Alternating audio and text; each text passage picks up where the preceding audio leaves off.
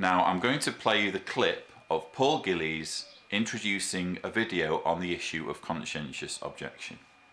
In the wake of the European Court of Human Rights landmark judgment Violating versus Armenia, the Armenian government not only released imprisoned conscientious objectors, but began offering alternative civilian service. Two prominent human rights experts, Mr Nils Muižnieks and Mr Richard Clayton, discuss how this right of conscientious objection to military service is now recognised as part of one's freedom of thought, conscience and belief. So recognising the right of conscientious objection is all about recognising one's freedom of thought, conscience and belief. Now Nils Muižnieks, you were brought in to assist with this video, I'm sure with only the best intentions, and nothing that you said was wrong, but hopefully you will understand that you have basically been exploited in this issue. Everything you said was right. I'm just going to play a clip of you speaking on the issue of conscientious objection and why it's so important. Well, the current standard, I think, was enshrined in the violating against Armenia judgment of the European Court of Human Rights, is that under Article 9 of the Convention, freedom of thought, conscience and religion, there is a right to conscientious objection. And if somebody's beliefs prohibit them from doing military service, then forcing them to do this service is a violation of their freedom of religion, belief and conscience. Hold on, what was that article again? Under Article 9 of the Convention, freedom of thought, conscience and religion, there is a right to conscientious objection. Now here is what Article 9 of the European Convention on Human Rights actually says. Again, I will put a link in the description so you can look it up for yourself. Article 9, freedom of thought, conscience and religion. Item 1. Everyone has the right to freedom of thought, conscience and religion.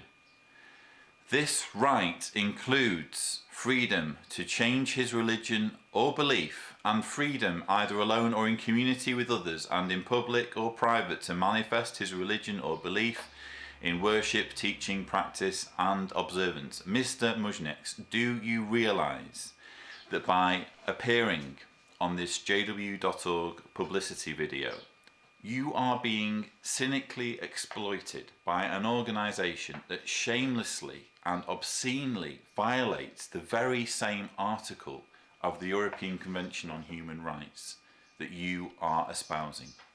Mr Muižnieks, I was baptised as a Jehovah's Witness when I was 11. I was not told about a good number of policies, standards, teachings, scandals that applied to the organisation I was pledging my allegiance to back then. Last year, towards the end of last year, I finally decided enough was enough. I decided that my conscience could no longer allow me to be a Jehovah's Witness. So I disassociated myself. And as a result of that, my father and my sister are shunning me. They're doing so because they have been instructed by the Watchtower Society to shun people like me, as I've just read in this video from the Watchtower article in 1981.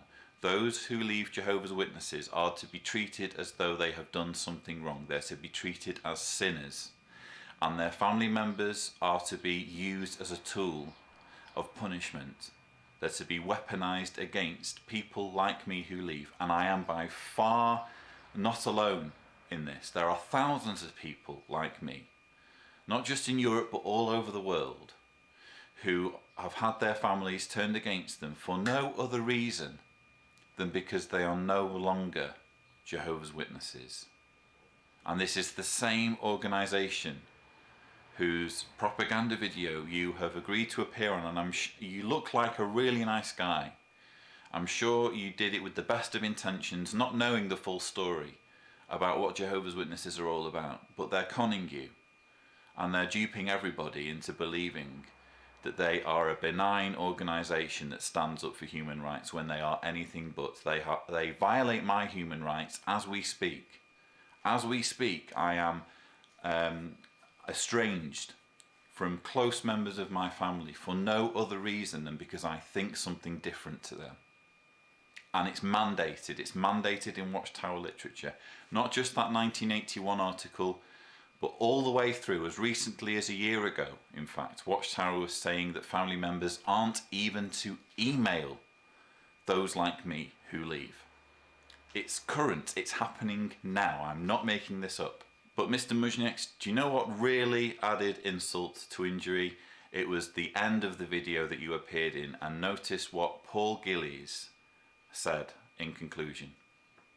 Jehovah's Witnesses look forward to the time when all respect the dignity of fellow humans and their conscience. Jehovah's Witnesses do not look forward to a time when all human beings have their conscience respected. They look forward to the time when everybody is a Jehovah's Witness. And if that means making the lives of people like me, who disagree vocally with the Watchtower Society, a complete living hell, to the point of driving some people to suicide, they are willing to do that. Mr Muižnieks, you have been cynically exploited. Your good name has been used as a propaganda technique. Your credibility has been used to bring more people into this organisation that I and others are trying so hard to expose. So I really do ask you, Mr Muižnieks, to really think hard on this. You have the ability to really look into this issue of shunning, and I would be happy to meet with you. I'm sure there'll be others as well who are doing the work that I'm doing who will be happy to meet with you and discuss precisely how big the problem is and ways of combating it.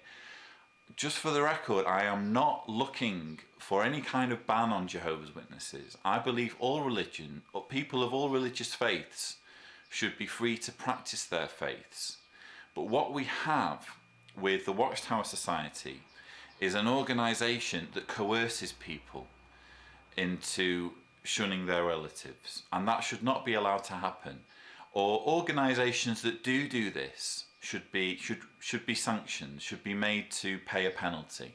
And what really does make me mad is the fact that the International Bible Students Association, which Paul Gillies is a director of, it's the legal entity of the Watchtower Society, or one of the legal entities of the Watchtower Society in the United Kingdom, is a registered charity. Jehovah's Witnesses in the UK are considered a charity when they do this to people. When they advocate the breaking up of families and the turning of loved ones into weapons. It runs completely against so-called public benefit, and the only reason they get away with it is because there aren't enough people like me shouting about it. So if you manage to see this video, please search your heart and realise that this is something that you have the power to do something about.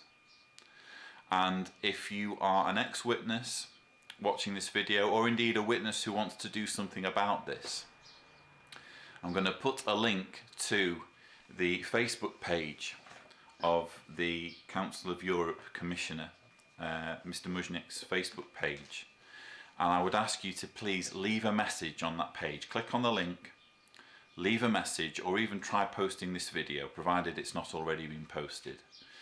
Because Mr Muižnieks, you need to hear this message, and I'm not convinced you're going to hear it any other way. So again, this isn't getting at Mr Muižnieks. I'm sure he entered into doing this video with only the best intentions. I too support the right of Jehovah's Witnesses to be conscientious objectors. I think anybody should be allowed to be a conscientious objector on religious grounds. But it's extremely hypocritical of the Watchtower Society to come running to the authorities based on human rights when they deprive people like me of the very same human rights under the very same article that they come running to you on the basis of. So I really hope that this video reaches through to somebody in a position to do something about this, and thank you for watching.